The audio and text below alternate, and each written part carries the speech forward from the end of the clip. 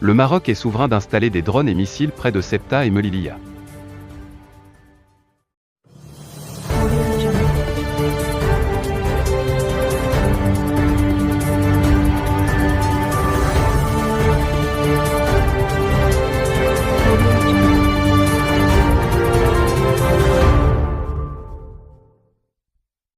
Le gouvernement espagnol a affirmé, en réponse à une question écrite du sénateur du Parti Compromis, gauche de la région de Valence, Carles Mullet, que le Maroc est souverain d'installer des missiles et des drones près de Ceuta et Melilla.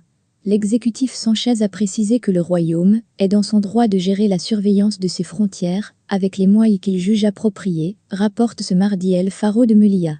Dans sa réponse, le gouvernement a réitéré sa détermination à entretenir la meilleure relation de voisinage possible avec le Maroc, qualifié à cette occasion de partenaire stratégique, et assuré qu'il continuera à défendre les intérêts de l'Espagne. Pour rappel, le sénateur Mullet avait déjà manifesté, en octobre, ses préoccupations des conséquences de l'installation par les forces armées royales de drones près de Ceuta et Melilla, rappelant que les deux villes ne sont pas placées sous la protection de l'Organisation du traité de l'Atlantique Nord.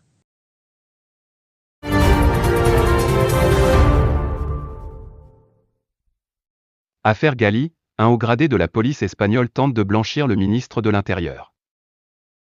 Comme annoncé auparavant, le directeur adjoint des opérations de la police espagnole, José Ángel González Jiménez, a comparu, ce lundi 7 février, en tant que témoin, devant le juge d'instruction, Rafael Lazala, chargé de l'enquête sur l'entrée en Espagne, en catimini et sous une fausse identité, de Brahim Gali.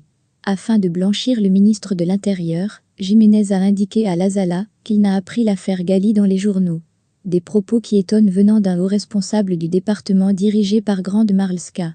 Une version des faits en contradiction avec les révélations du commissaire général au renseignement de police, Eugenio Pereiro, à l'occasion de son audition devant le même juge, le 30 novembre 2021.